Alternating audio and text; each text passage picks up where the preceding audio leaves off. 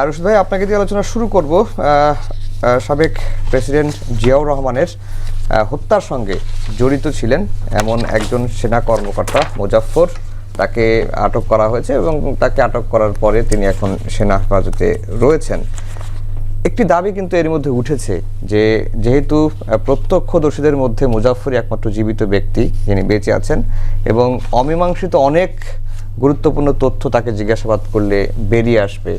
ওই দিন সার্কিট হাউসে কি ঘটেছিল, কাদের পরিকল্পনায় সেখানে গিয়ে গুলি করে হত্যা করা হলো এবং হত্যা করার পরে সার্কিট হাউস তল্লাশি করে কাগজপত্র কেন নিয়ে যাওয়া হলো, কেন রাঙ্গুনিয়ে গিয়ে কবর দেওয়া হলো, বা এই যে মুজাফফর তিনি যে পালিয়ে গিয়ে এতদিন আত্মগোপনে ছিলেন, ভারতে ছিলেন শোনা গেছে, যে তাকে কে সহযোগিতা করলো, এসব তথ্য কিন্তু উদ্ঘাটনের অনেকে দাবি তুলছেন এবং এজন্য জাতীয় তদন্ত কমিশনের দাবিটাও উঠছে। আপনার কাছে কি মনে হয়, কি করা উচিত?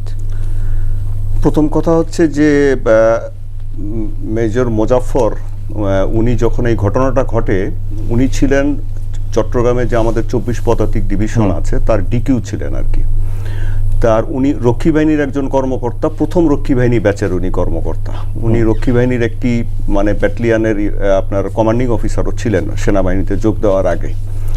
এবং এক সময় যখন ঢাকায় জেনারেল জিয়াউর রহমানের সময় আপনার 9ম পদাতিক ডিভিশন গঠন করা হয়, এর প্রথম জিওসি ছিলেন মেজর জেনারেল মীর শওকত আলী বীর উত্তম, তার এডিসিও উনি ছিলেন।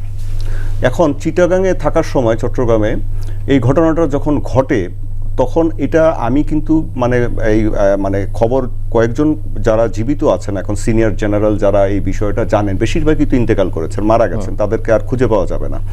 আর ওই সময় ডিজিএফআই যিনি ছিলেন মেজর জেনারেল মোহাম্মদজান চৌধুরী, উনি জেনারেল জিয়াউর রহমানের কিন্তু কোর্সমেট ছিলেন সেনাবাহিনীতে। উনি এখনো বেঁচে আছেন কিন্তু উনি এখন আর কোনো বোধ বুদ্ধি নেই, অনেক বয়স্ক, তো সুতরাং উনিও কিছু বলতে পারবেন না। আর আমি ওনাকে 2000 সালে একটা ইন্টারভিউ করেছিলাম, এই ব্যাপারে জানতে চেয়েছিলাম। উনি শুধু আমাকে বলেছিলেন যে প্লেনে ওঠার সময় উনি জেনারেল জিয়াকে আবারও গিয়ে পার্সোনালি বন্ধু হিসেবে বলেছিলেন যে আপনি ওখান থেকে সন্ধ্যার মধ্যে গেলেও চলে আসবেন, না যেতে পারলে ভালো। কিন্তু এই ব্যাপার যেগুলো আপনি প্রশ্ন করছেন যে এইগুলোতে আসলে কারা জড়িত ছিল, কিভাবে কি হলো, জেনারেল মঞ্জুর মারা গেল কিভাবে, এই বিষয়গুলো নিয়ে উনি কোনো কথা বলতে রাজি হননি। আরেকজন ডিজিএফআই ছিলেন পরে, যিনি ওই সময়ে একটি ব্রিগেড কমান্ডার ছিলেন মেজর জেনারেল লতিফ, ওনাকেও আমি জিজ্ঞেস করেছিলাম, উনিও কিছু বলতে রাজি হননি। মেজর জেনারেল মাহমুদুল হাসান, উনিও ডিজিএফআই ছিলেন পরবর্তীতে জেনারেল এরশাদের সময়, উনিও কিছু বলতে রাজি হননি। এনারা কিন্তু জানতেন ঘটনাগুলো। তো এখন মেজর মোজাফফরকে ধরা হয়েছে বনানী ডিওএইচএস থেকে। খুব বিস্ময়কর একটা ব্যাপার হচ্ছে যে উনি ছিলেন ওনার শ্বশুরের বাসায়। ওনার শ্বশুরটাকে, ওনার শ্বশুর হচ্ছেন সেনাবাহিনীর একজন সিনিয়র অফিসার ছিলেন, ডাক্তার ছিলেন, director general of medical service ছিলেন, মেজর জেনারেল শামসুল হকের মেয়ের জামাই। তার শ্বশুরের বাসায় উনি ছিলেন, রীতিমতো এখানে বসবাস করছিলেন। এবং এখান থেকে ওনাকে কিন্তু সেদিন গ্রেপ্তার করে ডিবি। উনি এই যখন ঘটনার পরে যেটা আমি এখনো যারা আছেন তাদের কাছ থেকে যতটুকু জানতে পেরেছি এবং আগেও যাদের ইন্টারভিউ করেছি, তাতে দেখা যায় যে সে সময় ওনার সাথে মেজর শওকত আলী এবং মেজর রেজা, এই 3 জন অফিসারকে জেনারেল মঞ্জুর দায়িত্ব দেন জেনারেল জিয়াউর রহমানের লাশ কবর দেওয়ার জন্য। এনারা কবর দিতে গিয়েছিলেন। হ্যাঁ, এখন যেটা বলা হচ্ছে যে উনি কিলিং টিমে ছিল কিনা, এটা নিয়ে কিন্তু দ্বিমত আছে। কিলিং টিমে জেনারেল জিয়াকে সরাসরি গুলি করলেন লেফটেন্যান্ট কর্নেল মতিউর রহমান, হ্যাঁ, আর লেফটেন্যান্ট কর্নেল দেলোয়ার, এনারা ছিলেন। আচ্ছা, ওইখানে কিন্তু মেজর মোজাফফর যে গুলি করেছেন এর কোনো প্রমাণ নেই। ওনার এটা পাওয়া যাচ্ছে যে ওনাকে লাশ দাফন করতে দিয়েছিল, তবে ইনি এই পরিকল্পনা এবং এই পুরো ষড়যন্ত্রতার সাথে জড়িত ছিলেন, এটা নিশ্চিত। এবং হত্যার পরে যে বৈঠক হয়েছিল সেই বৈঠকেও তো মোজাফফর, হ্যাঁ, সবগুলোতে উনি এটা প্রথম থেকেই জড়িত ছিলেন, উনি জড়িত ছিলেন। এবং আরও একটা বিষয় যে এনারা যে ওইবারই জেনারেল জিয়াউর রহমানকে হত্যা করতে হত্যা করেছেন তা না, এর আগে কিন্তু আরও 2বার অ্যাটেম্প নেওয়া হয়েছে জেনারেল জিয়াকে হত্যা করার, এই একই গ্রুপ করেছে এবং সেটা চট্টগ্রাম এলাকাতেই। একবার বিএমএতে মিলিটারি একাডেমিতে পাসিং আউট প্যারেডের সময় উনি যখন প্রধান অতিথি হিসাবে প্রেসিডেন্ট গিয়েছিলেন তখন ওনাকে হত্যার একটা চক্রান্ত করা হয়েছিল, কিন্তু সেটা ব্যর্থ হয়, কোনো কারণে পিছিয়ে যায়। এরপরে আপনার কক্সেস বাজারে একটা যৌথ সামরিক মহড়া হয়, ওইটার নাম ছিল অপারেশন আয়রন শিল্ড। সেখানেও জেনারেল জিয়াউর রহমানকে এবং মীর শওকত আলী এরকম কয়েকজন অফিসারকে হত্যার পরিকল্পনা করা হয়, কিন্তু সেটাতেও আবার পরবর্তীতে তারা পিছিয়ে যায়। এরপরে ফাইনালটা আসে এই যে 30শে মে যেটা করা হয়। এখন মেজর মোজাফফর ভারতে মানে চলে গিয়েছিলেন, ওর সময় তার ব্যাপারে কোর্ট অফ ইনকোয়ারি যখন চলছিল তখন উনি পালিয়ে যান। এখন পালিয়ে যাওয়ার ফলে কি হয়েছে, পরবর্তীতে আমরা যেটা আগে জানতাম, মানে কালকে আমি এটা বলেছি কিন্তু এই তথ্যটা সঠিক নয়, পরে আমি আজকে এটা কনফার্ম করেছি যে পরবর্তীতে কিন্তু ওনার কোনো কোর্ট মার্শাল হয়নি। আচ্ছা, কোর্ট মার্শাল হয়নি এবং ওনার এই যে কোর্ট অফ ইনকোয়ারিতে যেহেতু উনি পালিয়ে গেছেন, এটাকে আর্মিতে বলে ডেজার্টার, হ্যাঁ, পলাতক। এই পলাতক থাকার কারণে ওনার র্যাঙ্ক চলে গেছে এবং ওনার ব্যাপারে এই আর কোনো পরবর্তীতে কোনো সিদ্ধান্ত এরকম আসেনি। এখন উনি পালিয়ে গেলেন কোথায়? পালিয়ে গেলেন ভারতে। সেখানে গিয়ে মজার ব্যাপার হচ্ছে ওই দেশের গোয়েন্দা সংস্থার তত্ত্বাবধানে, এটাকে আমরা সেফ হাউস বলি বা মানে যেখানে নিরাপদে রাখা হয়, সেখানে তাকে রাখা হয়েছিল। ওখানে আরও একজন অফিসার ছিল, সে ব্যাপারে পরে আসি। তা ওখানে উনি নাম ধারণ করেন দুটো নাম, একটি ছিল ওনার নাম ছিল বিপ্লব সরকার, আরেকটা হচ্ছে জয় ব্যানার্জি। এই দুই নামে উনি পরিচিত ছিলেন ভারতে। এবং 1996 সালে আওয়ামী লীগ ক্ষমতায় আসার পর উনি আবার বাংলাদেশে এসেছিলেন, এই ব্যাপারটাও নিশ্চিত হয়ে গেছে। আবার যখন আওয়ামী লীগ ক্ষমতা থেকে চলে যায় তখন আবার উনি আপনার ভারতে চলে যান এবং ভারতে গিয়ে আবার আশ্রয় গ্রহণ করেন। এবং আমার নিজের খেয়াল আছে, আমি মনে হয় 2002 সালে দৈনিক পত্রিকায় ব্যাপারে একটা রিপোর্ট করেছিলাম ভারতে উনি কোথায় আছেন। আবার উনি ধরেন 2009 সালের পরে বাংলাদেশে এরকম আসা যাওয়া করতেন, থাকতেন এবং এখানে ছিলেন উনি। এটা আমাকে অনেক অফিসার বলেছেন যে তাকে তো আমরা দেখেছি মনে হয় এর মধ্যে যে কয়েক জায়গায় দেখা যাচ্ছে। এখন আর যে অফিসাররা ছিলেন দেখেন তাদের ভাগ্যে কি ঘটেছিল, এটা বলা হচ্ছে যে উনি একমাত্র জীবিত মনে হয় না। তার কারণ এই যে মেজর রেজা যার কথা বললাম যে লাশ দাফন করেছিলেন, তার 12 বছর জেল হয়েছিল। হ্যাঁ, উনি তারপরে অনেকটা আপনার অপ্রকৃতিস্থ হয়ে যান। উনি এখন কোথায় আছেন বা মারা গেছেন কিনা এটা এখনো বলা যাচ্ছে না। আরেকজন হচ্ছে মেজর শওকত আলী। মেজর শওকত আলীও সম্ভবত ইন্তেকাল করেছেন। কিন্তু আরেকজন অফিসার মেজর খালেদ, যিনি পালিয়ে গিয়েছিলেন ব্যাংককে, উনি ব্যাংককে পালিয়ে যাওয়ার পরে ব্যাংককে মারা যান, পরে ওনার লাশ কিন্তু বাংলাদেশে নিয়ে আসা হয় এবং এখানে দাফন করা হয়। আরেকজন অফিসার, তার নাম হচ্ছে মেজর মঈন, যার কথা বলছিলাম। উনি আমাদের স্কুল অফ ইনফ্যান্ট্রি অ্যান্ড ট্যাকটিক্সে ছিলেন, ওখান থেকে ছুটিতে চট্টগ্রামে রহস্যজনকভাবে গিয়েছিলেন এবং গিয়ে এই ষড়যন্ত্র, এই পরিকল্পনার মধ্যে উনি যোগ দেন, সক্রিয়ভাবে যোগ দেন। মেজর মঈন কি বেঁচে আছেন? হ্যাঁ, এই মেজর মঈন সর্বশেষ আমি আজকে যেটা তথ্য পেয়েছি সেই অনুযায়ী উনিও ভারতে চলে গিয়েছিলেন। এই যে মেজর মোজাফফর যেখানে গিয়েছেন ছিলেন, পরে উনি এক সময় আবার বাংলাদেশে ফেরত এসে আত্মসমর্পণ করেন আর কি। করার পরে ওনাকে কিন্তু মানে বিস্ময়কর ব্যাপার যে মিউটিনির জন্য আপনার বা অভ্যুত্থান প্রক্রিয়ার জন্য বা হত্যাকাণ্ডের জন্য কোনো বিচার হয়নি। ওনার বিচার হয়েছে ডেজার্শনের জন্য, মানে পালিয়ে যাওয়ার জন্য, এবং তার 1 বছরের জেল হয় এবং সেইটাও মনে এক্সোনারেট করা হয়। মানে তারপরে এরপর উনি চলে যান কানাডায়, উনি এখন কানাডায় আছেন। তার মানে আরেকজন মেজর মঈন কানাডায় আছেন। হ্যাঁ, এটা জানতে পেরেছি। রোজ ভাই, আপনার কাছে আবার আসবো। মুন্নিয়াপা, যে শহীদ প্রেসিডেন্ট জিয়াউর রহমানকে হত্যার সঙ্গে যারা জড়িত, কোর্ট মার্শালে একটা বিচার হয়েছে। এখন পর্যন্ত দেশের যে আদালত, প্রচলিত যে আদালত, বেসামরিক আদালত, সেখানে তো কোনো মামলা হয় নাই। যেহেতু রুশদ ভাই বললেন যে এই মোজাফফরের কোর্ট মার্শালও হয় নাই, তার মানে বেসামরিক আদালতে তো বিচার করার কোনো সুযোগ আছে কিনা, আইন কি বলে? না, আর্মির যারা আছেন ওইটা তো ওনারা তো সুশৃঙ্খল বাহিনী, ওনাদের এই ধরনের বিচার, এই ধরনের কোনো ঘটনা যখন সামরিক বাহিনীতে ঘটে, সেটা তো তাদের যে সামরিক আদালত, কোর্ট মার্শাল, সেখানেই আসলে হওয়ার কথা। কারণ এটা তো আইনের যেই বিষয়, আইনের যেই বিধি এবং বিধান। তবে এখানে যেহেতু এটা আমাদের শহীদ প্রেসিডেন্ট জিয়াউর রহমান 1981 সালের 30শে মে যেভাবে চট্টগ্রামের সার্কিট হাউসে বাংলাদেশের রাষ্ট্রপতি থাকা অবস্থায় এবং বিএনপির প্রতিষ্ঠাতা, ওনাকে হত্যা করা হয়েছিল, সেই মামলার যাকে নিয়ে কথা হচ্ছে দণ্ডপ্রাপ্ত পলাতক আসামি মেজর অবসরপ্রাপ্ত মোজাফফর হোসেন, উনি সম্প্রতি আটক হয়েছেন। এখন দীর্ঘ 45 বছর ধরে একটা মানুষ আত্মগোপনে on and of, Awami League যখন পাওয়ারে তখন উনি বাংলাদেশে এসেছেন এবং অন্য সময় ভারতে, আমাদের এই প্রতিবেশী সেই দেশে।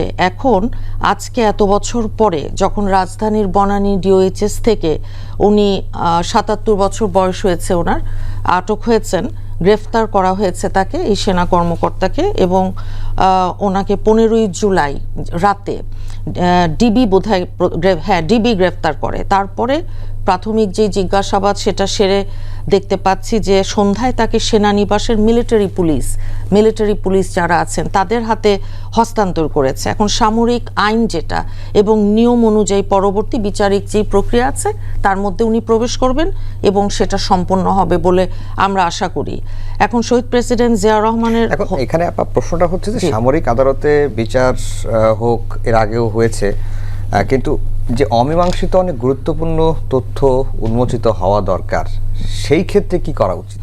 সেখানে কোনো কমিশন করবে কিনা সরকার, সেখানে আরো অন্যান্য আইনি যে প্রক্রিয়াগুলো আছে, সেখানে আমাদের যারা আইন কানুন এইসব ব্যাপারের সাথে জড়িত আছেন, সেটা আমি তো মনে করি সরকারের যে পলিসি মেকার্স যারা আছেন, পলিসি ডিসিশন যারা নেন, এটা ওনারা দেখছেন এবং দেখবেন। আমরা হয়তো জানতে পারবো শিগগিরই। এখন এই শহীদ প্রেসিডেন্ট জিয়াউর রহমানের হত্যাকাণ্ড নিয়ে তো বিভিন্ন বই, বিভিন্ন আপনার দলিল দস্তাবেজ যেগুলো আছে, তার মধ্যেই যে অ্যান্থনি ম্যাসকারানাস, যার বাংলাদেশ আর লিগেসি অফ ব্লাড এবং অন্যান্য মামলার যে নথিপত্র যেগুলো আছে, এখন 81 সালের 30শে মে ভোরে চট্টগ্রামের যে সার্কিট হাউস, সেখানে এক্স্যাক্টলি কি ঘটেছিল, এবং মেজর মোজাফফর দেখলাম উনি প্রবেশ করেছিলেন নাকি ওনার ওই রুমে, মেজর মোজাফফর, যেটা নথিপত্র থেকে, এটা উনি আরো ভালো বলতে পারবেন, যে গোলাগুলির শব্দ শুনে শহীদ প্রেসিডেন্ট জিয়াউর রহমান যখন ঘর থেকে বের হন তখন তার সবচাইতে কাছে অবস্থান করছিলেন মেজর মুজাফফর ও ক্যাপ্টেন মোসলেউদ্দিন। এখন এই বিষয়গুলো এবং দীর্ঘদিনের যেই পলাতক যেই জীবন মেজর মুজাফফরের এবং সামরিক অভ্যুত্থান হত্যাকাণ্ডের পরেই দীর্ঘ সময় পালিয়ে থাকার কি কারণ, এবং দীর্ঘ ৪৫ বছর পর ছদ্মনাম, যেটা শুনলাম আমরা, ছদ্মনাম নিয়ে ছদ্ম পরিচয় বিভিন্ন দেশে, বিশেষ করে ভারতে এবং অন্যান্য স্থানে যে পালিয়েছিলেন, এটা আসলে খুব অ্যালার্মিং। কারণ আমরা আসলেও মনে করি যে এই অমীমাংসিত ইস্যুগুলো আছে, সেখানে সত্যিকারের অর্থে সত্য অনুসন্ধান যেটাকে বলে ফ্যাক্ট ফাইন্ডিং, সেই সত্য অনুসন্ধান, সত্য উদ্ঘাটন এইবার যেহেতু একটা সুযোগ এসেছে, সেটা হোক, এবং সেইটার জন্য আইনের যা যা কাঠামো, আইন কানুন যেটা যেভাবে করা উচিত, সেটা তো আমি মনে করি আমাদের সরকার করতে পিছপা হবে আমি মনে করছি না সেটা। জি, মাসুদ কামাল ভাই, আমরা এতদিন যেটা বলে আসছি বা এই মুজাফফর গ্রেপ্তারের পরেই বলছিলাম যে মানে ওই সময়ের সাক্ষী ঘটনাস্থলে উপস্থিত ছিলেন বা প্রত্যক্ষদর্শী মুজাফফরই একমাত্র জীবিত ছিলেন। রুশ ভাই বললেন যে মেজর মঈন, তারও সম্পৃক্ততা আছে এবং তিনিও ঘটনার সাথে জড়িত ছিলেন এবং তিনিও বেঁচে আছেন। এখন যেটা হচ্ছে যে এই আলাপগুলো উঠছে যে যদি কোর্ট মার্শালের বিচারটা হয়, তাহলে সেই মূল যে ঘটনা, নেপথ্যে কারা ছিল, দেশের ষড়যন্ত্র কে করেছে, বা বহির্বিশ্বের কোনো ষড়যন্ত্র ছিল কিনা, বা এই মুজাফফর কিভাবে এতদিন পালিয়ে থাকলো, কিভাবে বাংলাদেশে আসলো, গেল, ডিওসিসের মতো জায়গায় থাকলো, এগুলো তো উদ্ঘাটন করা দরকার, বা ইতিহাসের যে অমীমাংসিত বিষয়গুলো তো উন্মোচিত হওয়া দরকার। সেক্ষেত্রে কোর্ট মার্শাল হলে কি সবগুলো উন্মোচিত হওয়ার সুযোগ আছে বা তৈরি হবে বলে আপনার কাছে কি মনে হয়? দেখেন, আসলে মানে এই যে প্রশ্নগুলি করলেন, কিভাবে কি হলো, কিভাবে গেল, কিভাবে থাকলো, কোন নাম ধারণ করলো, এগুলো তো একটা প্রশ্ন। কিন্তু একজন নাগরিক হিসেবে আমার মূল প্রশ্নটা হলো, যে বিচারটা হয়েছিল, বিচারটা কার আমলে হয়েছিল? এরশাদ সাহেবের আমলে হয়েছিল না, বিএনপির সময় হচ্ছে এরশাদ সেনাপ্রধান ছিল না, আগে তো এরশাদ সাহেবের আমলে। এরশাদ সাহেবকে তো বিচারে কোনো আসামি করা হয় নাই। অনেকে তো এটাও বলেন যে এরশাদ সাহেব এই ঘটনার সঙ্গে জড়িত ছিলেন। ওই আলোচনাটা কি উঠতেছে? ওই আলোচনাটা কি উঠতেছে? আমার কথাটা খেয়াল করেন আপনি, ওই আলোচনাটা তো উঠতে হবে। তো এখন আমার কথা হলো কি, মুজাফফর সাহেবকে ধরা হয়েছে, ওকে ফাইন, তার শাস্তি সে পাবে, কিন্তু আমাদের মূল লক্ষ্যটা হবে আসলে এই ঘটনাটার পেছনে কলকাঠি কে নেড়েছিল। এটা হলো মূল ঘটনা। কারণটা কি দেখেন, প্রত্যেকটা ঘটনা, বড় ঘটনা যখন ঘটে, সেই ঘটনার পেছনে কিন্তু কিছুটা কারণ থাকে, দেশীয় কারণ থাকে, আন্তর্জাতিক কারণও থাকে। এই ঘটনাগুলি কিভাবে ঘটে এগুলি উদ্ঘাটিত হওয়া দরকার এবং এগুলিকে ডিক্লাসিফাইড করা দরকার আমি মনে করি। সাধারণ মানুষেরও জানা জরুরি যে তাদের রাষ্ট্রপতিকে, তাদের সরকার প্রধানকে এত সহজে কে মেরে ফেলছে, কেন মেরে ফেলছে, এগুলো উদ্ঘাটিত হওয়া দরকার। আমি বিচার করলাম মুসলিউদ্দিন মুজাফফর সাহেব আপনি ফাঁসিতে লটকাই দিলেন, আমরা হাততালি দিয়ে থাকবো, বাহ, একদিন পরে আমরা কাজ করছি। এটা তো আপনি করবেনই, এটা নিয়ে কিন্তু আমার কোনো বক্তব্য নাই। আমার বক্তব্য হলো এর কাছ থেকে যতটুকু পারেন তথ্য আদায় করেন আগে। যতটুকু সম্ভব তার কাছ থেকে তথ্য আদায় করেন। এমনকি যদি এমনও হয় যে তাকে রাজসাক্ষী বানানো যায় কিনা, আমাদের এখানে তো রাজসাক্ষী বানানোর পদ্ধতি আছে, পুলিশ কনস্টেবলের ফাঁসি হয়, মৃত্যুদণ্ড হয়, আর আইজিপির 5 বছর হয়। এই ধরনের প্র্যাকটিস তো আমরা করি, তাই না? তো তাকে বানান না ভাই, ইনফরমেশনটা নেন, প্রকৃত ঘটনাটা কি, কেন ঘটছিল, কারা ঘটিয়েছিল। আমরা অপরাধ বিজ্ঞানে কি পড়ি ভাই? অপরাধ বিজ্ঞানের মূল জিনিসটা হলো যখন কোনো অপরাধ সংঘটিত হয়, প্রথমে তারা কি দেখে যে এই ঘটনার প্রেক্ষিতে বেনিফিশিয়ারি কে। তো তখন কি এই ঘটনার প্রেক্ষিতে বেনিফিশিয়ারিদেরকে সন্দেহের তালিকায় আনা হয়েছিল? তাই না? আমার কথা হলো এটা খুব জরুরি। কিন্তু আপনি অনেকগুলো থিওরি আছে, কিন্তু সত্য মিথ্যা আমি বলতে পারবো না ভাই।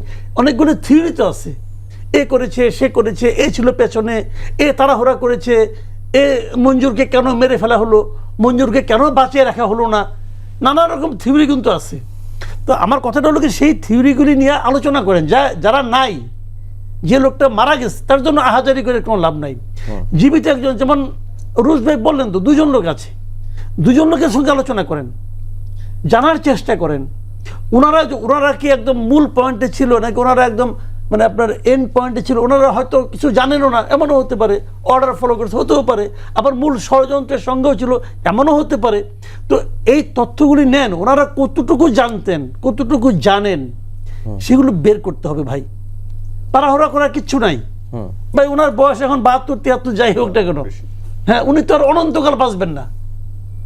ওনাকে আপনি 3 দিনের মধ্যে ফাঁসি দিয়ে দেন, তাতে আপনার কি লাভ? আর যদি 3 মাস তার সঙ্গে আলোচনা করেন, তাতে আমাদের কি লাভ? আমি কিন্তু চাই যে প্রকৃত তথ্যটা যেভাবে করলে পরে কিভাবে করতে হবে এর ব্যাপারে আমি বলতে পারবো না। ওখানে গোয়েন্দা লোকজন আছেন যারা নাকি আপনার ইন্টারোগেট করবেন, তাদের একটা পদ্ধতি আছে, ওনারা ওনাদের মতো করে অগ্রসর হন। কিন্তু আমার কথা হলো যে একদম হারিয়ে ফেলা অবস্থা থেকে আমরা একটা সূত্র তো পেয়েছি যে এর মাধ্যমে আমি কিছুদের অগ্রসর হতে পারি। জিয়াউর রহমান হত্যাকাণ্ডের মূল কলকাঠি কে নেড়েছিল, কিভাবে কি করেছিল, এর সঙ্গে আন্তর্জাতিক কি ষড়যন্ত্র ছিল, জাতীয় কি ষড়যন্ত্র ছিল, এটা উদ্ঘাটনের আপনি একটা বলতে গেলে শেষ সুযোগ পেয়েছেন। এই সুযোগটা কাজে লাগান প্লিজ, কাজে লাগিয়ে জনগণকে জানান। আর এখন সম্ভব, এখন আমরা আশা করতেই পারি, এখন তো আওয়ামী লীগের সরকার নাই, এসব আমি গোপন করে ফেললাম, আমি জনগণকে জানতে দিতে চাই না, তা তো আর নাই। এখন তো বিএনপি সরকার আছে, বিএনপি সরকার এই বিষয়টা নিয়ে আমি মনে করি খুব সিরিয়াসলি দেখবে। এবং আমার দাবি, আমি মুজাফরকে চিনি না, আমার দাবি হলো আমি জিয়াউর রহমানকে চিনি, এবং জিয়াউর রহমানকে কেন মরতে হলো ভাই এটা একটু ডিসক্লোজ করেন। জি রুশ ভাই, এই সুযোগটা আসলে সরকার কিভাবে কাজে লাগাতে পারে? এটাই সবচেয়ে বড় কথা, যেটা আমি জানতে পারছি। যে একটা মজার তথ্য দেই আপনাদেরকে, জিয়াউর রহমান শহীদ হওয়ার পরে যে বিচারটা জেনারেল এরশাদ মানে সেনাপ্রধান হিসাবে আপনার করেছিলেন, ওটাকে বলা হয় আর্মিতে ফিল্ড জেনারেল কোর্ট মার্শাল, হ্যাঁ, FGCM। এখন এই বিচার বা এই যে কোর্ট অফ ইনকোয়ারি যেটা হয়েছিল, তো সেনা আইনের মধ্যে হয়। এটা কিন্তু জিয়াউর রহমান হত্যাকাণ্ডের জন্য হয়নি, তারা বিচারটা করেছিলেন মিউটিনির জন্য, অভ্যুত্থানের জন্য। আপনার মজার ব্যাপার কিন্তু এটা, এই বিষয়টা একজন জেনারেল, উনি এখনো জীবিত আছেন, উনি আমাকে আজকে সকালে বলেছেন যে বেগম জিয়া যখন ক্ষমতায় আসলো 1991 সালে, তাকে যখন জেনারেল আইনুদ্দিন উনি মারা গেছেন, মুক্তিযোদ্ধা একজন, তো উনি ডিফেন্ডিং অফিসার ছিল এই বিচারে। উনি এবং ওই জেনারেল সাহেবরা যখন গিয়ে বেগম জিয়াকে এই বিষয়টা বলছিল, তখন বেগম জিয়া অবাক হয়ে গিয়েছিলেন যে এই বিষয়টা কি এভাবে বিচার করা হয়নি। এই যে মাসুদ ভাই বললেন যে আসলে এইগুলো লাভবান হয়েছে কারা, এই যে মিসিং লিঙ্কগুলা। এখন ধরেন আমরা মেজর মঈনকে পাবো না, উনি কানাডায় বসে আছেন, উনি আর এখন আসবেন না। একজনকে তো পাওয়া গেছে, আর বাকিরা তো নাই, সবাই তো মারা গেছে, ফাঁসিতে ঝুলানো হয়েছে বা চলে গেছেন। এখন এইটার মাধ্যমে এইটাকে খুঁজে বের করতে হবে যে ওই সময় জেনারেল মঞ্জুরকে যখন নিয়ে আসা হলো, নিয়ে আসার পরে আপনার বলা হচ্ছিল মানে তদানীন্তন মানে সেনা কর্তৃপক্ষ বলছিল যে উত্তেজিত সৈনিকরা তাকে হত্যা করেছে, তাই তো? আচ্ছা, এখন আপনি সে সময় যে চট্টগ্রামের ডিসি ছিলেন জিয়াউদ্দিন সাহেব, জিয়াউদ্দিন চৌধুরী, উনি এখনো বেঁচে আছেন, নিউ ইয়র্কে থাকেন। উনি একটা চমৎকার বই লিখেছেন, ওই বইটার মধ্যে আমি বেশ কয়েকটা বই আছে, যেই বইগুলোর মধ্যে এই তথ্যগুলো পাওয়া যায়। তার মধ্যে আরেকটা বই আছে মেজর রফিক পিএসসি, উনি একজন মুক্তিযোদ্ধা, উনি কিন্তু মানে যিনি আওয়ামী লীগের নেতা ছিলেন ওই মেজর রফিক না। মেজর রফিক পিএসসি, ওনার একটা বই হচ্ছে, নাম হচ্ছে 81 রক্তাক্ত অধ্যায়। এই বইটার মধ্যে বেশ কিছু তথ্য আছে, আর এই যে জিয়াউদ্দিন সাহেবের এটার মধ্যে তথ্য আছে। জিয়াউদ্দিন সাহেবের এই তথ্যটার মধ্যে উনি বলছেন যে মেজর জেনারেল মঞ্জুরকে নিয়ে আসার পরে যে ঘরটাতে আটকে রাখা হয়েছিল, ঢাকা থেকে একজন সিনিয়র অফিসারকে পাঠানো হয়। সেই অফিসার গিয়ে তাকে বাথরুমে নিয়ে যেয়ে এই মাথাতে গুলি করে মেরে ফেলে।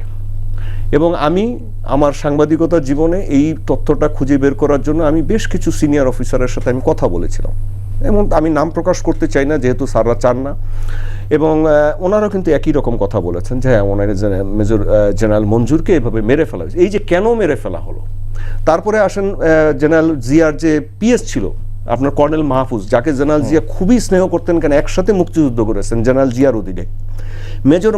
কর্নেল মাহফুজকে এই মানে কোর্ট অফ ইনকোয়ারি শুরু হওয়ার প্রায় মনে হয় মাস 3 পরে জেনারেল এরশাদের নির্দেশে এই মামলায় ঢুকানো হয়, মানে এই কেসে ঢুকানো হয়, এবং পরে ওনার ফাঁসি হয়। অনেকেই বলছেন যে আসলে কর্নেল মাহফুজ কি জড়িত ছিলেন না কিছু চাপা দেওয়ার জন্য এটা করা হয়েছে, এরকম অনেক কিছু আছে। মানে ওই যে বলছিলেন যে তত্ত্ব, রুশ ভাই আপনি বলছিলেন যে বিচারটা হয়েছে ব্যর্থ সামরিক মিউটিনিকে কেন্দ্র করে, হত্যার তো বিচার হয়নি, হত্যাকে লক্ষ্য করে বিচার হয়নি। মানে ওনারা করেছেন জানে মিউটিনির শাস্তিও তো হচ্ছে মৃত্যুদণ্ড। ওনারা একটা অভ্যুত্থান হয়েছে, আপনি যে কোনো সেনা অভ্যুত্থান হলে সেটার শাস্তি হচ্ছে সামরিক আইনে এরকম মৃত্যুদণ্ড ধরতে পারে। কিন্তু এই যে মুজাফফরের তো কোর্ট অফ ইনকোয়ারিও হয় নাই, তাহলে এখন কোর্ট অফ ইনকোয়ারি ওনার শুরু হয়েছিল, কিন্তু যেহেতু উনি ডেজার্টার ছিলেন, পালিয়ে গিয়েছিলেন, পরে আর ওনার বিচারটা হয়নি। এটা জানা যাচ্ছে যে ওনার বিচারটা হয়নি। এখন যে প্রসঙ্গটা আপনি আপাকে করেছিলেন যে ওনার এই জিনিসটা কি করা যায়, এখন করা যেতে পারে যেটা, এটা যেহেতু উনি সেনা সদস্য ছিলেন, ওনার বিচার সেনা আইনের মধ্যেই হবে। কিন্তু ওই যে মাসুদ কামাল ভাই যেটা বললেন, আমিও গতকালকেই এইগুলো বলে আসছি যে এই মিসিং লিঙ্কগুলো আমাদের, হারানো সূত্রগুলো আমাদেরকে এখন পেতে হবে। এনাকে খুব নিরাপদে রাখতে হবে যাতে এনার কেউ ক্ষতি করতে না পারে। ঢাকা সেনানিবাসে খুব ভালো জায়গা আছে, লগ এরিয়া আছে, লজিস্টিক্স এরিয়া আছে, যেখানে সাধারণত কাউকে আটক করলে, কোনো সেনা অফিসারকে যদি গ্রেপ্তার করা হয় বা আটক রাখা হয়, তাকে কিন্তু লজিস্টিক্স এরিয়ার আন্ডারে রাখা হয়। তাকে সেখানে রাখা হয়েছে বলে আমি জানি। তাকে এই ঢাকাতে সুরক্ষিতভাবে রাখার ব্যবস্থা আছে, তার কারণে এখানে ডিজিএফআই হেডকোয়ার্টার আছে, আর্মি ইন্টারোগেশন সেল আছে, মিলিটারি ইন্টেলিজেন্স আছে, সব কিছু ঢাকাতে। সুতরাং এটা একটা মোক্ষম সুযোগ যে আমরা হয়তো একটা স্বাধীন তদন্ত কমিশন গঠন করতে পারি। এই স্বাধীন তদন্ত কমিশনটার মধ্যে আমাদের সেনাবাহিনীর ঊর্ধ্বতন কর্মকর্তারা থাকতে পারেন বা সংশ্লিষ্ট কর্মকর্তারা থাকতে পারেন, প্রতিরক্ষা মন্ত্রণালয়ের, স্বরাষ্ট্র মন্ত্রণালয়ের কর্মকর্তারা থাকতে পারেন, গোয়েন্দা সংস্থার কর্মকর্তারা, সশস্ত্র বাহিনী বিভাগের, এরা থেকে এই জিনিসগুলো, এবং যারা এখনো বেঁচে আছে যে আমাদের যে সিনিয়র অফিসাররা, তাদের সাথে কথা বলে তাদের সাথে তথ্য নেওয়া যেতে পারে, এবং এই জিনিসটা উদ্ঘাটন করা যেতে পারে, এবং তারপরে এই বিচারিক প্রক্রিয়াটা কী হবে ওনারা ঠিক করবেন। কিন্তু এটা সেনাবাহিনীর মধ্যে হবে, ওই আইনের মধ্যে হবে। এটা কিন্তু সিভিলিয়ান কোনো কিছুর মধ্যে এখন হতে পারবে না। যাদের আগেও বিচার হয়েছে সেনা আইনি হয়েছে, এখন এইটা তাদের ব্যাপার, তারা কিভাবে কোনো সরকার কি ডিসিশন নেবেন। কিন্তু সবচেয়ে বড় ব্যাপার হচ্ছে আমাদেরকে এই যে হারানো সূত্রগুলো খুঁজে বের করা, যে কারা এটা করেছিল। আপনি 91 সালের পরেও কিন্তু চেষ্টা করা হয়েছে, তারপরে কিন্তু তখন জেনারেল মঞ্জুরের ভাই অ্যাডভোকেট একজন ছিলেন, ওনার নামটা আমি এই মুহূর্তে ভুলে যাচ্ছি, উনি কিন্তু একটা মামলা করেছিলেন জেনারেল মঞ্জুরের হত্যাকাণ্ড নিয়ে। পরে এই যে আমি মেজর জেনারেল লতিফের কথা বললাম, যিনি ডিজিএফআই ছিলেন, তাকে কিন্তু আটক করা হয়েছিল, পরে আবার উনি কিন্তু মুক্তি পেয়েছিলেন। পরে আর এই মামলাটা কিন্তু আগায়নি, কোনো একটা রহস্যজনক কারণে আগায়নি। মানে জেনারেল এরশাদ এর ভূমিকা কি ছিল, তদানীন্তন সেনা কর্তৃপক্ষের কার কিরকম, ঊর্ধ্বতন কর্তৃপক্ষের কি ভূমিকা ছিল, এগুলো নিয়ে কিন্তু সেনাবাহিনীর মধ্যেও অনেক কথা আছে। বাইরেও যারা এগুলো নিয়ে গবেষণা করেছেন তারাও এগুলো নিয়ে কথা বলছেন। এই অ্যান্থনি মাসকানাসও বলছেন, এই ব্রিগেডিয়ার শাখাও তো তার একটা বইয়ের মধ্যে এগুলো মানে এনেছেন। যারা সাংবাদিকরা এগুলো নিয়ে সিনিয়র আগে যারা ছিলেন লিখেছেন, তারাও কিন্তু এগুলো নিয়ে প্রশ্ন করেছেন। এই প্রশ্নগুলোর পাওয়ার শেষ সুযোগ মনে হয় এই মেজর মোজাফফরের কাছ থেকে। এই সুযোগটা যেন আমরা না হারাই, তাকে যেন সুরক্ষিতভাবে রাখা হয়, তাকে ভালোভাবে রাখা হয়, এবং মানে যেহেতু একজন বয়স্ক ব্যক্তি, তারকে জেরা করে তার কাছ থেকে যতটুকু পারা যায় এই হারানো সূত্রগুলা উদ্ধার করা দরকার, এবং এটা জাতির জানার অধিকার আছে। তার কারণ একটা জেনারেল জিয়াউর রহমানের মতো একজন জনপ্রিয় রাষ্ট্রপতি, একজন মুক্তিযোদ্ধাকে এভাবে হত্যা করা হয়েছে, যা বাংলাদেশের ইতিহাসের মোড় ঘুরিয়ে দিয়েছিল, এবং এটার সাথে ভিনদেশী শক্তি জড়িত আছে। যদি জড়িত না থাকতো তাহলে আকাশবাণী থেকে তার মৃত্যুর খবর প্রথম প্রকাশ করা হতো না। আর যদি জড়িত না থাকতো তাহলে এই যে এদেরকে, অপরাধীদেরকে ভারতে আশ্রয় দেওয়া হতো না, তাদেরকে আশ্রয় দেওয়া হয়েছিল। এরকম বহু অপরাধীকে ভারতে আশ্রয় দেওয়া হয়, এখনো দেওয়া হচ্ছে। এবং কেন দেওয়া হয়? আপনি যদি জানেন যে পার্শ্ববর্তী রাষ্ট্রের একজন প্রেসিডেন্টকে খুন করে আসছেন, ধরেন ভারতের কাউকে খুন করে আসলে আমাদের দেশকে আশ্রয় দিবে? আমরা তো আশ্রয় দিব না। এখন আপনি বলতে পারেন থাইল্যান্ডে গিয়ে পালিয়েছিলেন, এরাও ভিন্ন নামে গিয়ে পালিয়েছিলেন, কিন্তু থাইল্যান্ডের হয়তো অত খোঁজ রাখেন। এরা আমাদের পরবর্তী সরকার, যে মাসুদ কামাল ভাই যেটা বললেন যে এরশাদ যে চলে আসছিলেন, এরশাদ এসে কিছুই করেননি, পরবর্তীতে এগুলো সব ধামাচাপা দিয়েছে। কোন অফিসার কি, এই যে আরো দেখেন। কিন্তু রুশ ভাই, এই যে সার্ভিং সেনা কর্মকর্তাদের বিচার, যদিও এটার সাথে রিলেটেড হবে কিনা, যে আন্তর্জাতিক অপরাধ ট্রাইব্যুনাল তো হচ্ছে, হ্যাঁ, সার্ভিং সেনা কর্মকর্তাদের বিচারও আন্তর্জাতিক অপরাধ ট্রাইব্যুনাল আইনি তো হচ্ছে, এবং ওইটা হচ্ছে মানে এটা হচ্ছে স্পেশাল ল, ঠিক আছে, ওইটা অন্য। এই ক্ষেত্রে হ্যাঁ, আপনি যখন মিউটিনি করবেন, মিউটিনির বিচার সেনা আইনে হইতে হবে। আপনি যদি বাইরে একজনকে খুন করেন, তাহলে সেটা আপনি সিভিল ক্ষেত্রে, তাও সেনাবাহিনীর অনুমতি সাপেক্ষে তাদের কোর্ট অফ ইনকোয়ারির পরে আপনার এটা সিভিল ক্ষেত্রে আইনে হস্তান্তর করা হয়, হ্যাঁ, আইন আদালতের কাছে হস্তান্তর করে। এই ব্যাপারটা আপনার কোনো সুযোগ নাই। আপনি যেটা হতে পারে, ওই যে বললাম যে একটা স্বাধীন তদন্ত কমিশন গঠন করা। এখানে আমি আরও একটা সূত্র দেই, ওনার কথা সূত্র ওনারও। এই এফজিসিএম এর জেনারেল এরশাদ যেটা গঠন করেছিলেন, তার প্রধান ছিলেন major general Abdur Rahman, general এরশাদের খুবই ঘনিষ্ঠ। জেনারেল এরশাদ যখন মার্শাল ল জারি করেন 24শে মার্চ 1982 সালে, তখন উনি সাভারের জিওসি ছিলেন, এবং উনি কিন্তু এই মার্শাল লর জন্য বড় ভূমিকা পালন করেছিলেন। পরে ওনাকে জেনারেল এরশাদ রহস্যজনকভাবে হঠাৎ করে মার্শাল লর পরে ওনাকে ফ্রান্সের রাষ্ট্রদূত করে পাঠিয়েতেন, এবং সেখানে উনি অকস্মাৎ মৃত্যুবরণ করেন জেনারেল রহমান। তার মৃত্যুটা ঘিরেও কিন্তু বিতর্ক আছে, যে উনি কিন্তু ওই তদন্ত মানে ওই কোর্ট মার্শালের প্রেসিডেন্ট ছিলেন, সুতরাং ওই লিঙ্কও কিন্তু গায়েব করে দেওয়া হয়েছে। জি, ধরেন স্বাধীন তদন্ত কমিশন গঠিত হলো, সকল অমীমাংসিত তথ্য উন্মোচিত হলো, কিন্তু এর সঙ্গে যাদের নাম উঠে আসবে স্বাধীন তদন্ত কমিশনে, তাদের বিচারটা কিভাবে হবে? কারণ তার তো মামলাই করা হয়নি এখন পর্যন্ত। সেটা আইনের যে বিধিবিধান যেগুলো আছে সেগুলো খুঁজে দেখা হবে, এবং সেই ব্যাপারে আমাদের দেশে তো অভিজ্ঞ মানুষ আছেন, বহু মানুষই আছেন। এখন বিষয় সেটা না, আপনি যেটা বললেন যে সামরিক বাহিনীর কারো কারো বিচার তো আইসিটি, আমাদের যে ইন্টারন্যাশনাল ট্রাইব্যুনাল, সেখানেও হচ্ছে, কিন্তু সেই অপরাধগুলো হচ্ছে মানবতা বিরোধী অপরাধ, মানবতা বিরোধী অপরাধের মতন অপরাধ, যেটাকে গুম, যেটা বিভিন্ন রকম ভাবে খুন, বিচার বহির্ভূত হত্যাকাণ্ড কিংবা অন্যান্য যে সমস্ত অত্যন্ত নির্মম যে অপরাধগুলোর সাথে জড়িয়ে আছে। তো এটার সাথে এটা এক করা যাবে না, দুটো সম্পূর্ণ ভিন্ন। আর উনি যেটা বলেছেন যে ইনফরমেশনগুলো আমরা দেখছি যে মিউটিনির জন্য বিচার হয়েছিল, হত্যাকাণ্ডের জন্য বিচার হয়নি। আর যেহেতু তারা আপনার সামরিক বাহিনীর কাজে, এরা তো সুশৃঙ্খল ওনারা বাহিনী, সেখানে ওনাদের যেই আইন আছে সেটা ওইখানে বিশেষ আইন, সেটা সেখানে আসলে অ্যাপ্লাই করে। একজন আইনের মানুষ হিসেবে আমি এইটুকুই জানি। এখন দেখেন যে শহীদ প্রেসিডেন্ট জিয়াউর রহমানের হত্যাকাণ্ডের পর আমাদের দেশের ইতিহাসের বৃহত্তম আর আলোচিত যে কোর্ট মার্শাল, সেই সময়ে এটা কিন্তু সামরিক আদালতেই অনুষ্ঠিত হয়েছিল, সামরিক আদালতে, কোনো সিভিল কোর্টে না, সেটার কোনো সুযোগ ছিল না। ওই ঘটনার বিচার সাধারণ আদালতে না হয়ে সেনা আইনের অধীনে সামরিক আদালতেই আপনার হয়েছিল, আদালতে অনুষ্ঠিত হয়েছিল। এখন সেখানে যেই জিনিসগুলো তারা ওই সময় বিবেচনায় নিয়েছিল, তড়িৎ বিচার, সামরিক যে ট্রাইব্যুনাল, যে হত্যাকাণ্ডের পর তৎকালীন সেনাবাহিনীতে বিদ্রোহ যে কথাটা এসছে, যে সেই কারণেই একটা বিশেষ সামরিক ট্রাইব্যুনাল গঠন করা হয়েছিল, এবং সামরিক আদালতে অত্যন্ত দ্রুততার সঙ্গে এই যে এই বিচার এগুলো করা হয়ে থাকে। আর এই কোর্ট মার্শালের মাধ্যমে মোট 18 জন সেনা কর্মকর্তাকে অভিযুক্ত করা হয়েছিল।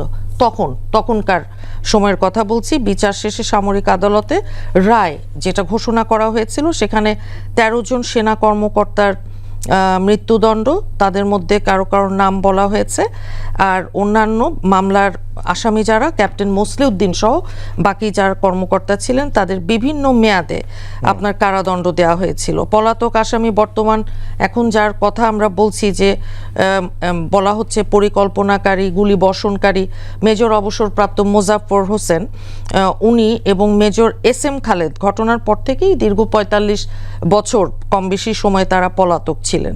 এখন 2026 এর মধ্যে যে তারা ধরা পড়েছে মধ্যরাতে 15ই জুলাই সেখানে দেখা যাচ্ছে যে এনার কাছ থেকে সত্য অনুসন্ধান বলি আমরা, মূল যেই মিসিং যেই লিঙ্কগুলো আছে সেটাই বলি, চোখে দেখা সাক্ষী সেটা একটা জিনিস, চোখে দেখা সাক্ষী, এবং আরও সার্কামস্টেন্সিয়াল এভিডেন্স যেগুলো সেগুলো আপনার ভিন্ন আরেকটা জিনিস।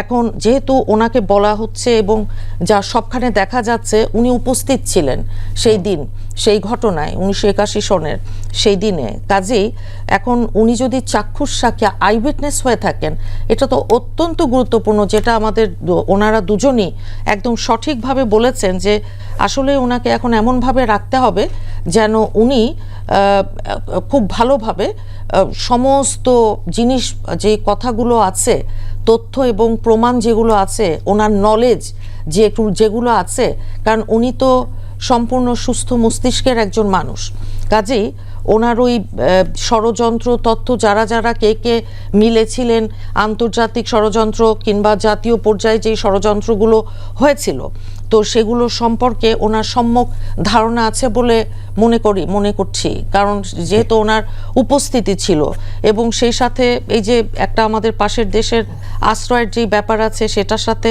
আন্তর্জাতিক যেই শব্দটা আছে, এবং অন্যান্য এরশাদ সাহেবের কথা যেরকম আমরা ছোটবেলা থেকেই শুনে আসছি ওই ঘটনার পরিপ্রেক্ষিতে, কাজেই আমরা মনে করি যে এটার সত্যিকারের অর্থেই তদন্ত, সত্য অনুসন্ধানের মাধ্যমে আমাদের বাংলাদেশের অত্যন্ত জনপ্রিয় একজন রাষ্ট্রনায়ক হিসেবে উনি মহান স্বাধীনতার ঘোষকই শুধু ছিলেন না, উনি তো একজন সেক্টর কমান্ডার, জেড ফোর্সের প্রধান, সম্মুখ সমরের বীর মুক্তিযোদ্ধা।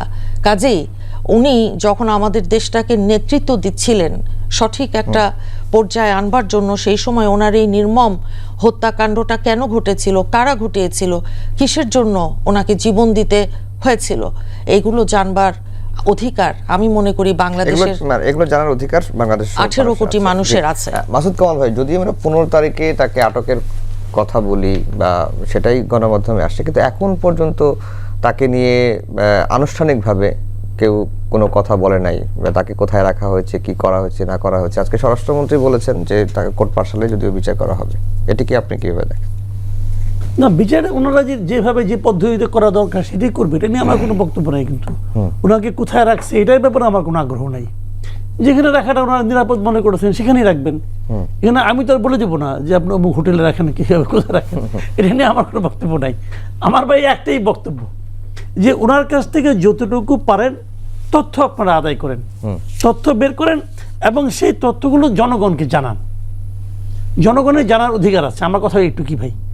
এবং যদি আরেকজন থাকে সেখানে আপনারা একটা প্রতিনিধি দল পাঠান, মেজর মইনের কাছে না কার কাছে। আবার আরেকটা কথা মাথায় রাখতে হবে কিন্তু, যে এই লোকগুলিও তো দুধে ধোয়া তুলসী পাতা না, এরাও কিন্তু বিভ্রান্ত করার জন্য নানা অপতথ্য দিতে পারে, এটাও কিন্তু মাথায় রাখতে হবে। এবং তারা হয়তো মনে করেন এমন কিছু তথ্য দিবে যার ব্যাপারে আর কিছুই মিলাইতে পারবেন না। কাজেই যারা তদন্ত করবেন তারাও তো মাথার মধ্যে কিছু আছে, তারাও বুঝতে পারবেন কোনটা সত্য কোনটা মিথ্যা। তো সব কিছু মিলিয়েই দেখেন, তারা মিথ্যা বলুক সত্য বলুক যেটাই বলুক সবগুলি আপনারা নেন, আপনাদের আমলে নেন, আমলে নেওয়ার পর তারপর আপনারা একটা সমাধানে পৌঁছান অথবা সম্ভাব্য সমাধানে পৌঁছান। আপনারা যে একদম অ্যাকুরেট বলে ফেলাইতে পারবেন সেটা আমি মনে করি না, কিন্তু আপনারা কিছু দূর অগ্রসর হন।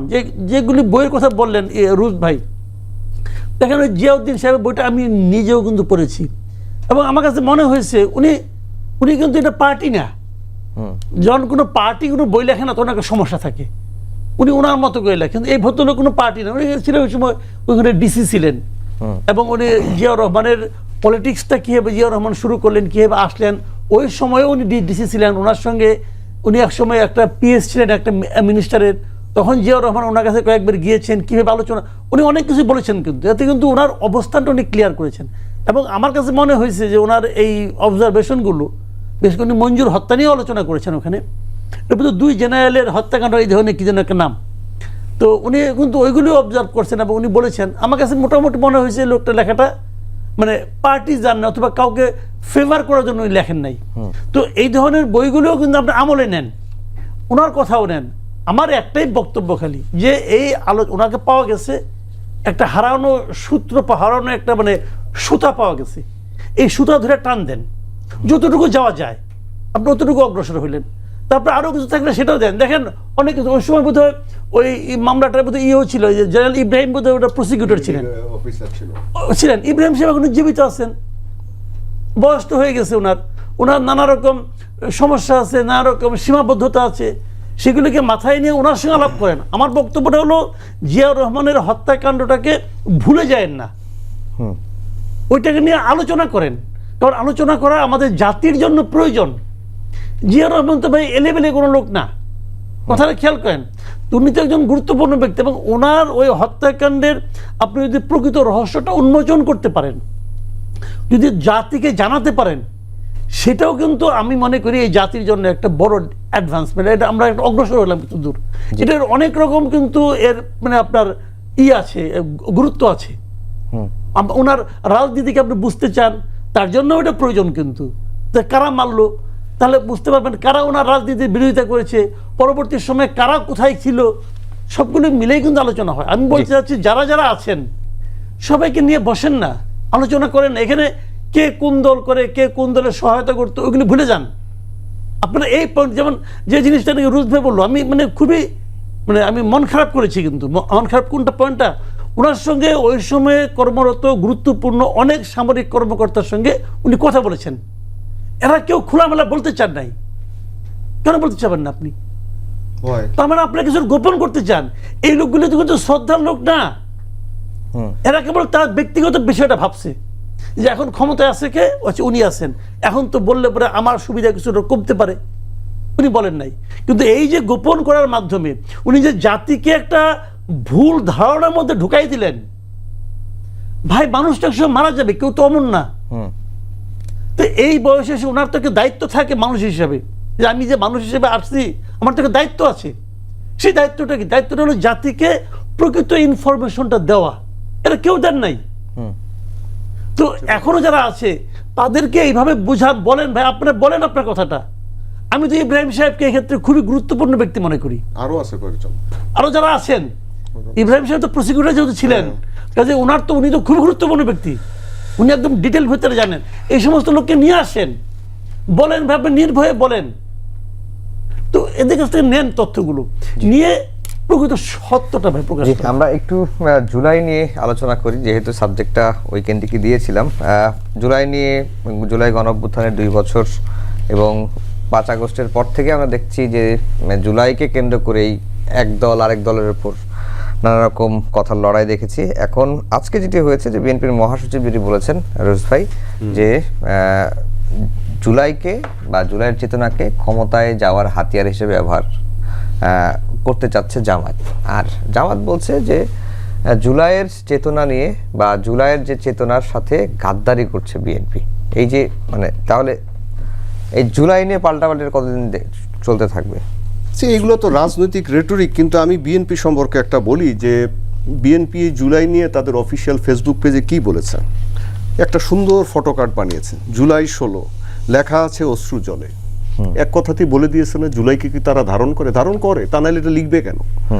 তারপরে কালকে প্রধানমন্ত্রী কি বলেছেন, পরশুদিন, আমরা জুলাই সনদে স্বাক্ষর করেছি আর সেই সনদের প্রতিটি অঙ্গীকার বাস্তবায়নে জনগণের কাছে আমরা দায়বদ্ধ, অঙ্গীকারবদ্ধ। আচ্ছা, তারপরে বিএনপি ছাত্র দলের যে সভাপতি সে গিয়েছে শহীদ আবু সাঈদের বাড়িতে শ্রদ্ধা জানাতে। আর কি করবে বিএনপি? এটা হলো একটা প্রশ্ন। আচ্ছা, এখন আপনি রাজনৈতিকভাবে তো একজন আরেকজনকে ঘায়াল করার চেষ্টা করবে গণতন্ত্রের মধ্যে, এটা স্বাভাবিক, এটা আমরা মানি।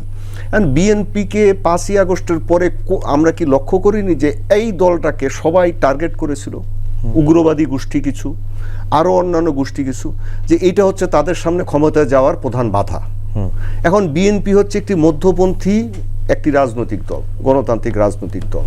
এখন এই আপনি যদি বলা হয় যে বিএনপি এটার থেকে সবচেয়ে সুবিধা আদায় করেছে, তাই না, ক্ষমতায় যাওয়ার জন্য, তো বিএনপি তো ক্ষমতায় যাওয়ার রাজনীতিই করে, তা নাহলে 17 বছর সংগ্রাম করলো কেন? প্রতিটা রাজনৈতিক দলও তা করে, জামাত ইসলামও তাই করে। আপনি তো জামাত ইসলামকে বলা হয় যে পাকিস্তান সমর্থক, তাই না? তাই পাকিস্তানের দিকে খবর নেন। পাকিস্তানে এই যে গত যে নির্বাচন হয়েছে, সেই নির্বাচনে জামাত ইসলামে একটা ভোটও পায়নি। সারা দেশে ওদের ভোটার সংখ্যা তো বাংলাদেশের থেকে বেশি, মাত্র 13 লাখ ভোট পেয়েছে। গুগলে সার্চ করেন পাবেন। আচ্ছা, বাংলাদেশে কয়টা আসন পেয়েছে এবার? 70টার উপরে। এইটাতে তাহলে সবচেয়ে লাভবান কে হইলো জুলাই থেকে? জামাত ইসলাম ওকে কখনো বাংলাদেশের স্বপ্ন দেখেছে যে বাংলাদেশে 4টা-5টা বেশি নিজেরা আসন পাবে? তো বিএনপির নিয়ে এত মাথা ব্যথা, আমি চতুর্দিকে বসে বিএনপি কি করেছে এই পর্যন্ত। আচ্ছা এখন আসেন জামাতেরও কথা আছে, মৌলিক সংস্কারগুলোর ক্ষেত্রে বিএনপির আচ্ছা বিএনপি একটা রাজনৈতিক দল, সে 2/3 সংখ্যাগরিষ্ঠ নিয়ে আসছে। এই পর্যন্ত কি আপনার জুলাইয়ের চেতনার সাথে, যেটা মূলত হচ্ছে যে গণতন্ত্র প্রতিষ্ঠার যে চেতনা, সেটার সাথে কি কোনো গাদ্দারি করেছে বিএনপি? আমরা তো দেখছি প্রধানমন্ত্রী সংসদের মধ্যে বিরোধী দলীয় নেতার সাথে কথা বলছেন, মানে আলাদাভাবে দাঁড়িয়ে, কেউ অসুস্থ হলে তার কাছে যাচ্ছেন, আপনার সহানুভূতি জানাচ্ছেন। এগুলো কি সৌহার্দের গণতন্ত্রের পরিচয় না? পরিচয় তো বটে। আমি জামাত ইসলামকেও ক্রেডিট দিই, জামাত ইসলামও এখন যেগুলো বলছেন এগুলো রেটরিক, বিএনপিও যেমন সে রাজনৈতিকভাবে বলতে হয়, কিন্তু জামাত ইসলামের ব্যাপারটা হচ্ছে কি যে ওনারা যে কথায় কথায় এই কথাটা বলেন যে এইটা বিএনপি না, বিএনপি সব নিতে চাচ্ছে, ওনারা যেন মানে কিছু পায় নাই। তো ওনারা কিছু না পেলে এতগুলো আসন পাচ্ছে কিভাবে ভাই? এইটুক তো মানতে হবে। আমরা একেবারে শেষের দিকে চলে আসছি। মুন্নি আপা, আপনারা ভোটের মাধ্যমে ক্ষমতায় আসলেন, 1/3 সংখ্যাগরিষ্ঠতা অর্জন করলেন, সেটার বড়াই আপনারা দেখাচ্ছেন। সেই কারণেই গণভোটের যে আরেকটা ম্যান্ডেট জনগণ দিয়েছিল সেটা আপনারা মানছেন না, সেটার কারণেই আপনাদেরকে গাদ্দার বলা হচ্ছে জামাতের তরফ থেকে। গাদ্দার? আচ্ছা, কে গাদ্দার, গাদ্দার কাকে বলে, দয়ে দয়ে কয়টা দ? এখন বিএনপির সৃষ্টি একজন বীর মুক্তিযোদ্ধার হাতে, এবং সেখানে আমাদের দেশনেত্রীর যে রকম অবদান আছে এবং অন্যান্য আমাদের যেই নেতারা আছেন ওনাদের পদ এবং পদবি, মুক্তিযুদ্ধের কথা বলছি, সেটাই তো সেলফ এক্সপ্ল্যানেটরি। এবং সেই সাথে জুলাইকে বিএনপি আমরা ধারণ করি। আমরা গত 17 বছর রাস্তায়, আমরা আমাদের হাজারের ওপর নেতাকর্মী গুম, হাজার হাজার খুন হয়েছে, বিচার বহির্ভূত হত্যাকাণ্ড বলুন, ক্রসফায়ার বলুন, এবং আমাদের দেশনেত্রীর বিরুদ্ধে 36টা রাজনৈতিক মিথ্যা উদ্দেশ্য প্রণোদিত মামলা, আমাদের প্রায় 60 লক্ষ নেতাকর্মীর বিরুদ্ধে 1.5 লক্ষাধিক যেই মামলা। ভাই জামাত, আমরা জামাতের কথা আমি বলি না কেন জানেন, জামাত তো ভাই নিজের পরিচয়ে তারা তো দাঁড়িয়েছিল না, আমরা তো ওই হিমালয়ের মতো দাঁড়িয়েছিলাম, ওই সব অন্যায় অত্যাচার অবিচার মোকাবেলা করেই দাঁড়িয়েছিলাম। কেবল 28শে অক্টোবর তো একদিন দেখেন নাই আপনারা, এরকম বহু 28শে অক্টোবর তো প্রতিদিন আমাদের সাথে ঘটেছে। প্রত্যেকটা সভায় একটা ভয়ের সংস্কৃতি যেখানে তৈরি করা হয়েছিল, সেখানে আমরা তো ভাই ছদ্মবেশে আওয়ামী লীগের পেটের ভিতর ঢুকি নাই। আমরা তো আমাদের পরিচয়ে বড় গলায় বারবার বলেছি আমরা বিএনপি করি, সেই জন্য আমাদের কি কি করতে দিয়ে, মানে কষ্ট, কি কি নির্মম নির্যাতন আমাদের উপর দিয়ে গেছে, আপনারা তো প্রত্যেকের সাক্ষী সেটার। কাজেই আর গণভোটের কথা বললেন, আওয়ামী লীগ তো গণভোটের বিধানটা সংবিধান থেকে বাতিল করে দিল, গণভোট। পরে যখন এই যে এটাকে আবার যখন রিইনস্টেট করতে হবে সংবিধানে, গণভোটটা এমন একটা বিষয়, এখানে একটা সংসদ থাকতে হবে, এটাকে সংবিধানের অংশ করতে হলো। আমি আইনের ছাত্রী হিসেবে বলছি, সংসদের অ্যাবসেন্সে রাষ্ট্রপতি অর্ডিন্যান্স জারি করতে পারেন, সেটা সত্যি, যদি খুব জরুরি খুব গুরুত্বপূর্ণ হয়। কিন্তু এখানে যখন সংসদ আপনার আছে, আজকে এখনকার কথা বলছি, নির্বাচন হয়েছে, ম্যান্ডেট দিয়েছে, এখন সেই সময়ে আপনার গণভোট, এটাকে তো অস্বীকার করছে না আমাদের দল। গণভোট সঠিকভাবে সংবিধানে সংযোজিত করতে হলে সংবিধানটা সংশোধন করতে হবে। এই পর্যন্ত 17 বার সংবিধান সংশোধন করা হয়েছে, এখন কোনোবার তো আপনার সংবিধান সংস্কার করা হয়নি, যেটা নিয়ে জামাত আননেসেসারি একটা বাহাস তারা তৈরি করছে। তো এটার পেছনে তাদের কি উদ্দেশ্য? সংস্কার ছাড়া মৌলিক কাঠামো সংশোধন কিভাবে হবে? এখানে আপনার মানে সেটাই বলছে যে তারা বলছে নতুন সংবিধান রচনা করবার কথা। এখন 72-এ গেলে তাদের অসুবিধা হয়, কারণ তারা ওই সময় তাদের 71-এ কি ভূমিকা, যখন আমরা সবাই মুক্তিযুদ্ধে বাংলাদেশের পক্ষে আমরা অবস্থান করছি, মুক্তিযুদ্ধ করা হচ্ছে, মুক্তিযুদ্ধ হচ্ছে, সেখানে তাদের যেই অবস্থান, তাদের যেই কন্ট্রিবিউশন, তারা যে পাকিস্তান পন্থী, সেটাতে তো ভাই ডিনায়ালের কিছু নাই, এটা তো সত্যি। এখন তারা যেই রাজনীতি করছে সেটা বাংলাদেশের মানুষ দেখবে, বাংলাদেশের মানুষ বিচার করবে, কিন্তু সেই দিন তাদের যেই ভূমিকা সেটাও বাংলাদেশের মানুষ তো বিচার করবে। জি, মাসুদ কামাল ভাই, বিএনপি বলে তারা জুলাই ধারণ করে, জামাত বলে বিএনপি জুলাইয়ের সাথে গাদ্দারি করতেছে, আবার বিএনপি বলছে যে তারা জুলাইকে ব্যবহার করছে, জুলাইকে নিয়ে ব্যবসা করছে। আসলে জুলাই ধারণ করে কে? শুনেন, এটা জুলাই মানে কি? জুলাইয়ের চেতনা, তাই না? চেতনা, হ্যাঁ, আকাঙ্ক্ষা। আমার একটা জিনিস খুব লাগে, মানে আমি মানে এই চেতনা শব্দটাকে মনে প্রাণে ঘৃণা করি ভাই। এই চেতনা শুনলে আমার গায়ে জ্বর ওঠে যায়। আকাঙ্ক্ষা, বুঝছেন, এই চেতনা আমরা 15 বছর দেখছি, এই চেতনা বিক্রি করে দেশটাকে ভাগ করা হয়েছে। এখন আমরা গত 2 বছর ধরে দেখতেছি এই চেতনা বিক্রি করে দেশটাকে ভাগ করা হচ্ছে, এবং কেউ কেউ মতলব হাসিল করতেছে। যে চেতনা উচ্চারণ করে তারাই আমার কাছে মনে হয় যে একটা মতলববাজ। চেতনা জিনিসটা কি? জুলাইয়ের যে বক্তব্যটা, জুলাইয়ের সময় যে ঘটনাটা ঘটেছে, এটা কে করেছে ভাই? এদেশের সাধারণ মানুষ করেছে, কথা পরিষ্কার। ওই আজকে যে সমস্ত সিপাহ সালার দেখেন না, এদের কোনো বেলই নেই। এরা যে ওখানে ডিবি উঠে যে সিগনেচার করে আসছিল না, আন্দোলন প্রত্যাহার করলাম, আন্দোলন প্রত্যাহার হয়েছে, হয় নাই কেন? হয় না এই কারণে তারা লিডার আসলে ছিল না। এই আন্দোলনের লিডার ছিল জনগণ। তাদের দফা ছিল একটা, সেটা হলো হাসিনার অত্যাচার থেকে মুক্তি চাই, একটাই দফা, আর কোনো দফা ছিল না কিন্তু। এবং হাসিনার 5 তারিখ হাসিনা চলে গেছে, 8 তারিখ পর্যন্ত সরকার হয় নাই কেন?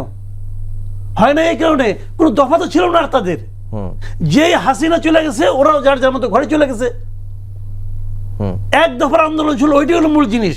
হাসিনার পতন চাই, হাসিনার পতন হয়ে গেছে, হাসিনা সরকারের পতন হয়েছে। তারপরে আমাদের দেশটা একটা পর্যায়ে, তখন ওই চেতনা ব্যবসায়ীরা দৌড়ে আসছে, মাঠ তো খালি, আসো যাই চেতনা করি। এবং এই চেতনা করে কেউ কেউ মন্ত্রী হয়েছে, কেউ অমুক হয়েছে, কেউ তমুক হয়েছে। সারা দেশে প্রশাসনকে তারা হ্যান্ডেল করছে, ডিসি বদলি করছে কিন্তু এই চেতনা ব্যবসায়ীরা। এখন আবার চেতনা বিভক্তি করতেছে। আপনি আমাকে একটা থিওরিটিক্যাল একটা কথা বলেন, এই যে আন্দোলনটা হয়েছে, এই আন্দোলনে কি পলিটিক্যাল পার্টিগুলো অংশ নেয় নাই? জামাত অংশ নেয় নাই? নিচে। বিএনপি অংশ নেয় নাই? নিচে। কিন্তু কেউ তার দলের ব্যানারে অংশ নেয় নাই। কেন অংশ নেয় নাই? যে জনগণের আন্দোলনটাকে তারা দলীয় আন্দোলনে পরিণত করতে চায় নাই। আচ্ছা, এই 15 বছরে সবচেয়ে বেশি অত্যাচারিত কে হয়েছে? বিএনপি তো হয়েছিল ভাই, এটা তো অস্বীকার করতে পারেন না আপনি। জামাতে হয়েছে অত্যাচারিত, কিন্তু বিএনপি তো বড় দল, কিন্তু বিএনপি সারা দেশের মানুষ টর্চার্ড হয়েছে। সেই লোকগুলো তো আন্দোলনে ছিল তো আন্দোলনে, তাদের মধ্যে কোনো চেতনা কাজ করে নাই। তারা কি এনসিপির কাছ থেকে চেতনার বই পড়ে পড়ে চেতনা শেখে নাকি রে ভাই? তারা কি ছিল না? তো তারা আন্দোলন অংশ নিছে, সবাই মিলাই আন্দোলনটা সফল করছে। করার পর ইলেকশন হয়েছে, একটা 1.5 বছর এটা ডিলে করছে ইউনূস সাহেব। তার কিছু ধান্দা ছিল, তার ধান্দাগুলি ঠিক করার জন্য ডিলে করছে। ইলেকশন হয়েছে, এখন ইলেকশনের সময় যার যার চেতনা কথা তারা জনগণের কাছে নিয়ে গেছে, যে আমরা এই কারণে করছি, এই কারণে করছি। জনগণ যারা ভোট দিছে, পছন্দ করে দিছে, তো 5 বছর চাক এটা। এখন বিএনপির চেতনা আর জামাতের চেতনা জীবনে এক হবে না, দুই পার্টি। এনসিপির চেতনার সঙ্গে মিলবে না। তো জামাত যেটা বলতেছে এটা তাদের পলিটিক্স, বিএনপি যেটা করতেছে এটা তাদের পলিটিক্স। এখন বিএনপি যদি তারা প্রতারণা করে থাকে, এটা জনগণ বুঝবে, অসুবিধাটা কি আছে? জনগণ বিএনপি আগামী বছর তাহলে বিএনপির আর ক্ষমতায় আনবে না। জনগণ যার চেতনাকে সঠিক মনে করে তারা ক্ষমতায় আনবে। ওয়েট করেন, সমস্যা তো নাই কোনো। বক্তৃতা বিবৃতি দিচ্ছেন, এটাও বলেন, আমার কোনো আপত্তি নাই। রাস্তায় যে গাদ্দার বলতেছেন বলেন, আমার তো আপত্তি নেবে। চলুন। 3 জনকে অসংখ্য ধন্যবাদ।